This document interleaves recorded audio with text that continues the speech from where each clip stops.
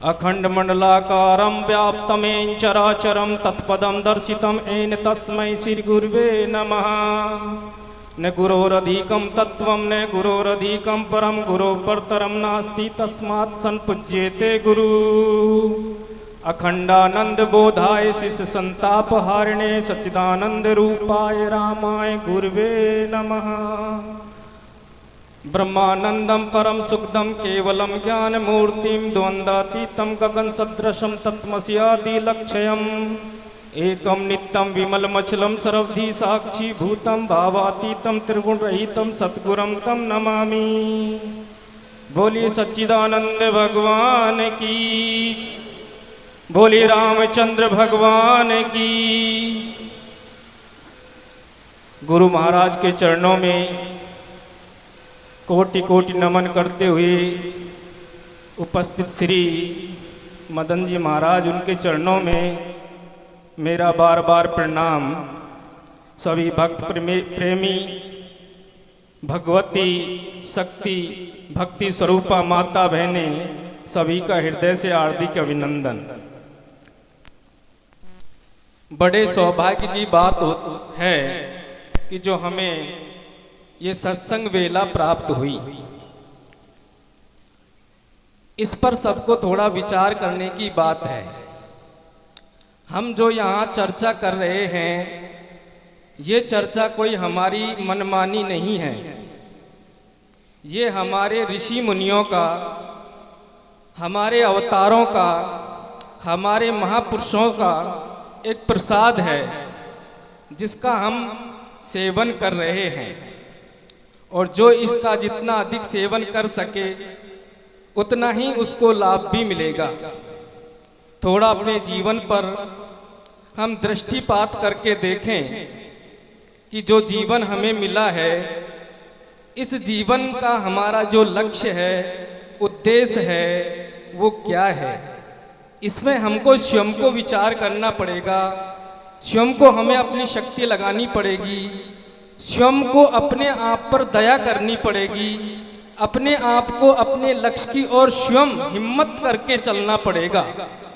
देखें संसार की स्थिति क्या है कि जो हमें ये शरीर मिला है, इस शरीर में बैठा हुआ एक चेतन, जिसे परमात्मा स्वरूप हमारे वेद शास्त्र कहते हैं, वो इसी में बैठा है। तो हमें इस बात का बोध नहीं है कि आखिरकार हम कौन हैं। हम तो अपनी धुन में चले जा रहे हैं, हमें पता ही नहीं है कि हम कौन हैं। हमने ये शरीर धारण किया, देहिनाश्मिन्यथा देहे कौमारम यौनम जरा तथा देहांतर प्राप्ति धीरस्तत्र ने मुह्यति, कि जिस प्रकार हमारे इस शरीर में एक देही है, एक देह है। देही वह है जिसका देह है, शरीरी वो है जिसका शरीर है। तो शरीरी यानी जो आत्मा है, उसका ये शरीर है। और इस शरीर में जिस प्रकार बालापन, जवानी और बुढ़ापा आता है, वह क्रम को समझे आता है। और हमने सबने देखा, अब उसी नियम उसी क्रम के तहत देहांतर की प्राप्ति अर्थात अन्य शरीर की प्राप्ति होगी। उस विषय में धीर पुरुष मोहित नहीं होता। हम मोहित होते हैं, मरने से डरते हैं, शरीर को त्यागने से डरते हैं, लेकिन ये स्वाभाविक है, नेचुरल है। क्योंकि हमारा बालापन जिस प्रकार स्वाभाविक बदल गया, जैसे हमारी जवानी बदल गई, जैसे हमारा बुढ़ापा भी जाएगा और इस शरीर का भी नाश होगा, है ना। जातस्य ही ध्रुवो मृत्यु ध्रुवम जन्म मृतस्य तस्माद परिहार्य अर्थे न त्वं शोचितुम अर्हसि। गीता अध्याय 2 श्लोक 27।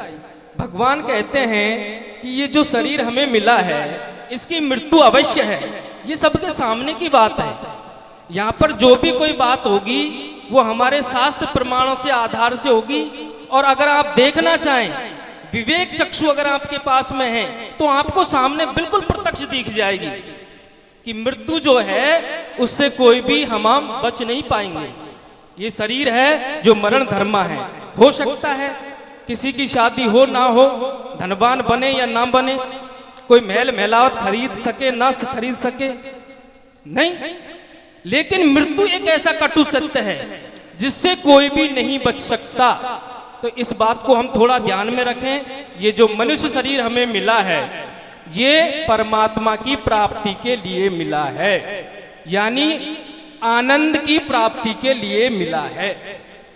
अब थोड़ा विचार करें कि हम जितने भी बंदे हैं, जितने भी मनुष्य हैं, हम सबकी खोज है आनंद की प्राप्ति, कि हम जितने भी वस्तुओं में आनंद खोज रहे हैं। हम अगर नौकरी चाहते हैं, धन चाहते हैं, कोई महल चाहते हैं, कोई गाड़ी चाहते हैं, धूप में बैठते हैं, छांव में बैठते हैं, कुछ खाते पीते हैं, कुछ गाना सुनते हैं, कुछ दृश्य देखते हैं, सबके पीछे जो लॉजिक है, जो तर्क है, वो ये है कि हम आनंदित होना चाहते हैं, एक सबका उद्देश्य। लेकिन हम विचार करके देखें, संसार के विषयों में सुख भी है, लेकिन उस सुख में दुख भी है। कि ऐसा कोई प्राणी होगा, किसी व्यक्ति के सामने अगर दो ऑप्शन रख दें हम कि तेरे को ऐसा सुख चाहिए जिसमें किंचित मात्र भी दुख नहीं हो, और एक ऐसा सुख जिसमें दुख मिला हुआ हो, तो व्यक्ति को अगर ऑप्शन दे दिया जाए कि इसमें से कोई किसका चुनाव करेगा, तो निश्चित है उसी सुख का चुनाव करेगा जिसमें किसी प्रकार का कोई दुख नहीं है। वो दुख नहीं है, दुख वाले का नहीं करेगा। लेकिन हम देखते हैं संसार में व्यक्ति ने शादी की सुख के लिए, लेकिन कोई विचार करके देखे, कोई एक मतलब उससे कह सकता है डंके की चोट पर कि मैं शादी करके सुखी हो गया? नहीं कह सकता। कोई अगर आदमी कहे कि मैंने भोजन खाने मतलब सुख के लिए खाया, लेकिन जितने भी संसार के विषय सुख है, सब स्पर्श रूप रस गंध, जितने भी मान बढ़ाई, कुछ भी रखो, पद प्रतिष्ठा, जो भी कुछ मिल जाए संसार में, उसमें सुख तो है थोड़ा, लेकिन उसको समझेंगे वो थोड़ा विज्ञान का विषय है आगे कि वह सुख है किसका। सुख तो अपनी आत्मा का है, लेकिन हम समझते हैं कि वो उस विषय से मिला है। चलो ठीक है, मान लेते हैं हम कि उस विषय से मिला है, लेकिन वह विषय से जो मिला हुआ सुख है उसमें दुख अवश्य है। कोई भी सुख ले लो, एक उठा करके कैसा भी सुख ले लो, उसमें दुख अवश्य है। लेकिन हम दुख वाला सुख नहीं चाहते, और एक वह सुख क्षणिक भी है। हम अगर ऑप्शन मिल जाए हमको कि भाई ये तो 1 मिनट के लिए सुख आएगा इस चीज में, तो और इसमें बराबर 10-20 जो है वर्षों तक आएगा, तो हम कौन सा सुख लेंगे? वही सुख लेंगे जो ज्यादा बड़ा आएगा। तो निश्चित है कि संसार के जितने भी विषय भोग हैं उनमें एक क्षणिक सुख है, और वह दुख रूप भी है, उसमें दुख भी आपको मिलेगा।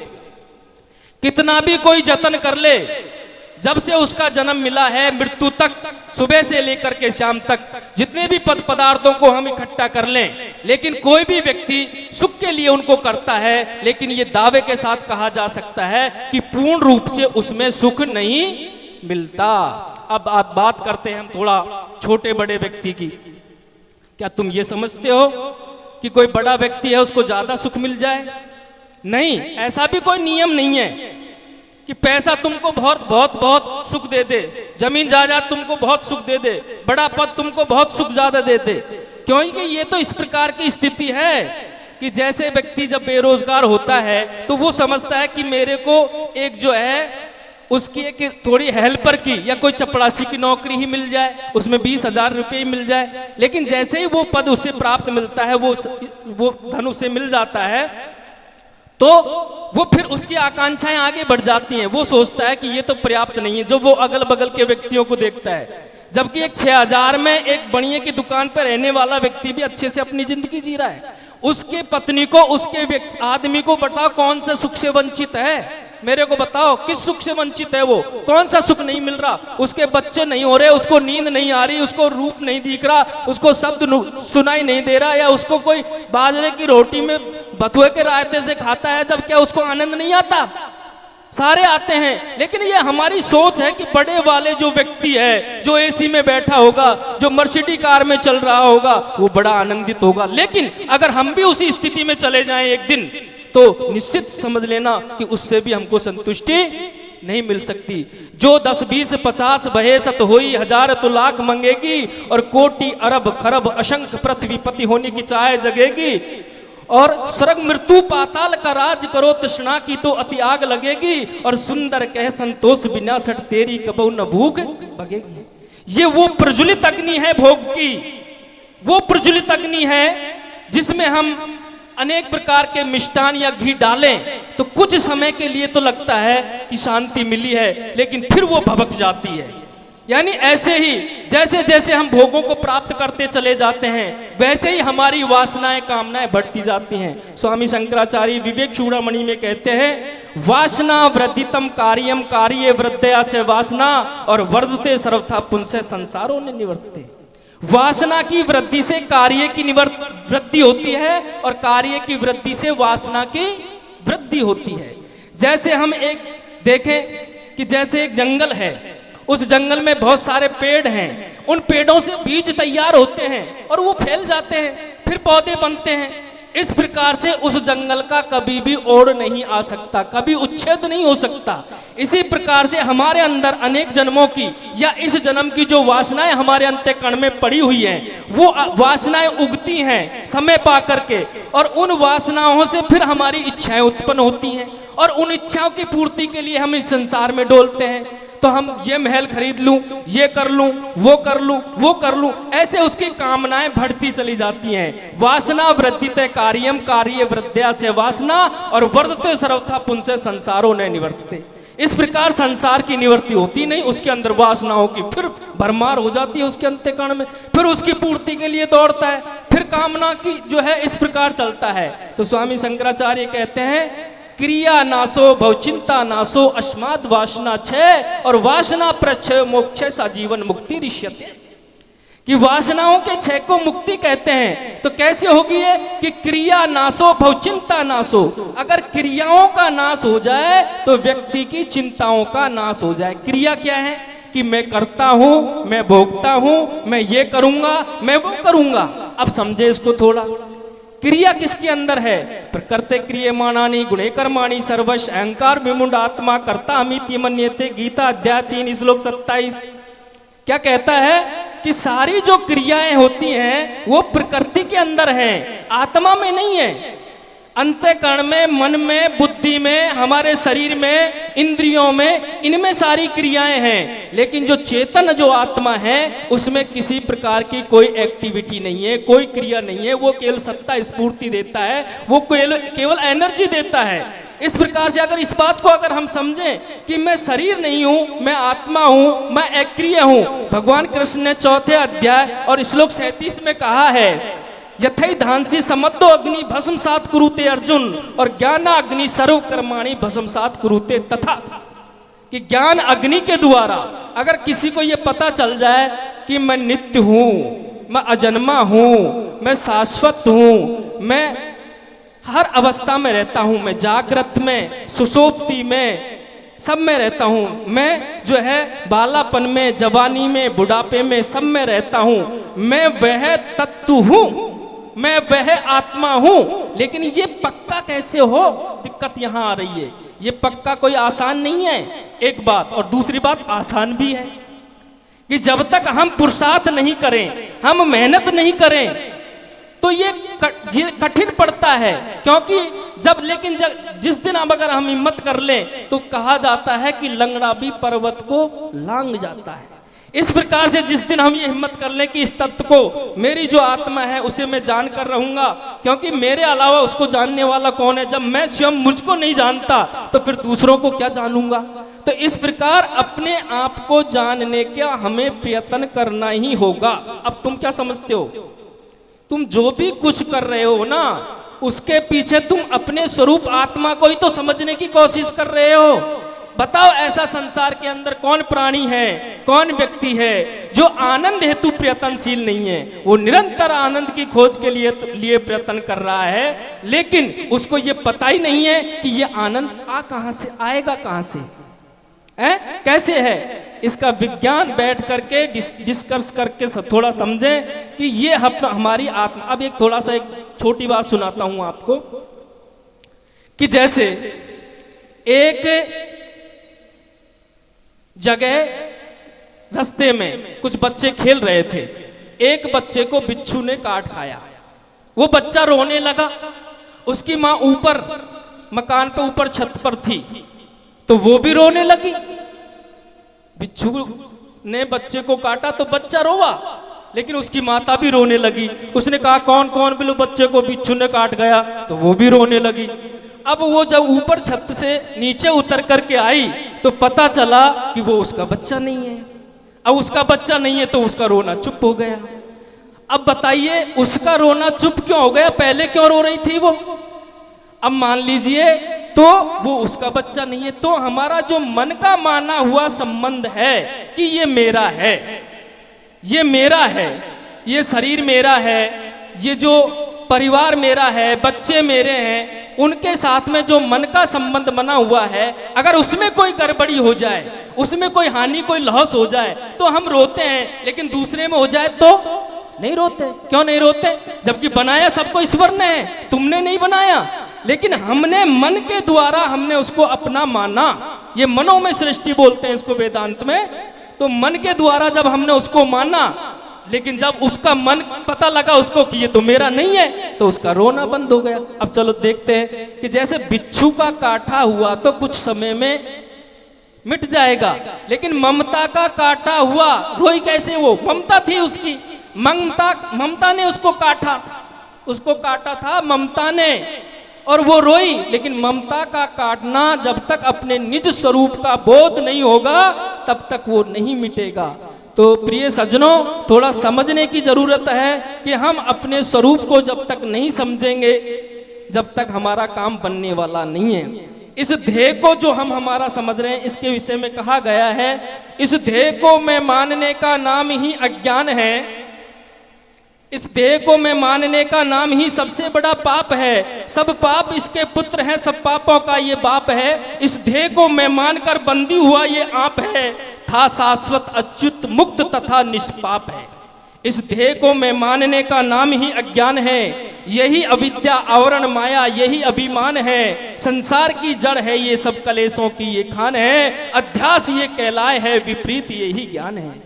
इस देह को मैं मानकर आनंद अपना खो दिया, था सत्य सो मिथ्या हुआ, चैतन्य का जड़ हो गया, 10 फूट में जो पूर्ण था सो खाट भर का बन गया, और भूप था भिक्षुक हुआ, स्वराज था सो छिन गया। हमारा जो निज स्वरूप था वो इस प्रकार से था, हमारा स्वराज। इसको थोड़ा समझने की हम चेष्टा करें, क्योंकि ये जीवन जो मिला है, जीवन के ऊपर ही प्रकाश अगर आप डालना शुरू कर दें कि यार ये जीवन है क्या।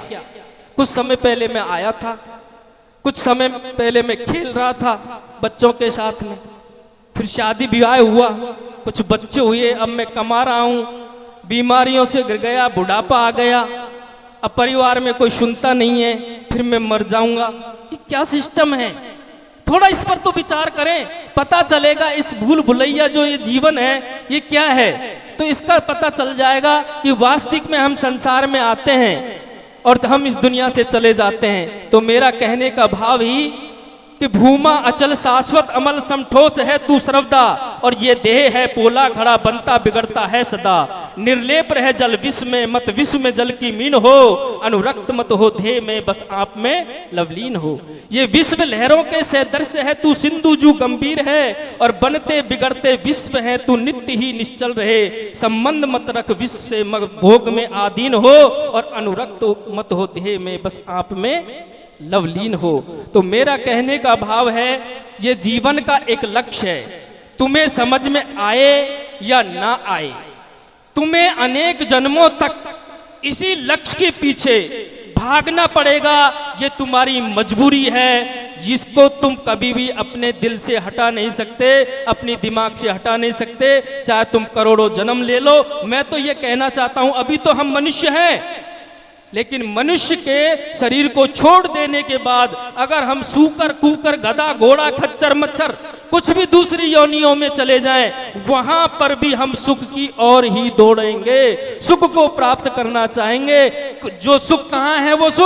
वो सुख हमारी जो आत्मा में है, हमारे निज स्वरूप में है, वो आनंद स्वरूप जो आत्मा है, जिसको अभी हमारे पास में जो साधन है, इन साधनों का हम सदुपयोग अपना करके उसको प्राप्त नहीं कर सके मनुष्य शरीर में। मनुष्य शरीर केवल उसकी प्राप्ति के लिए मिला है, और फिर हम कब करेंगे। तो मैं कहना चाहता हूं उससे वंचित तुम नहीं रह सकते हो। तुम्हारा स्वभाव है, तुम्हारा जो अंशी है उसकी तरफ तुम्हारा जाना तुम्हारा स्वभाव है, तुम उसको कभी नहीं छोड़ सकते। मूर्खता पूर्ण और नादानी से तुम उससे मुंह मोड़ करके और ये संसार के विषय भोगों में दौड़ जो लगा रहे हो, ये कब तक लगाते फिरोगे। आखिरकार तो तुम्हें अपने घर आना ही पड़ेगा। अपने घर आए बिना किसी को कभी शांति नहीं मिल सकती। मैं इन वचनों के साथ में ही अपनी वाणी को विराम देता हूँ। बोलिए सच्चिदानंद भगवान की जय हो।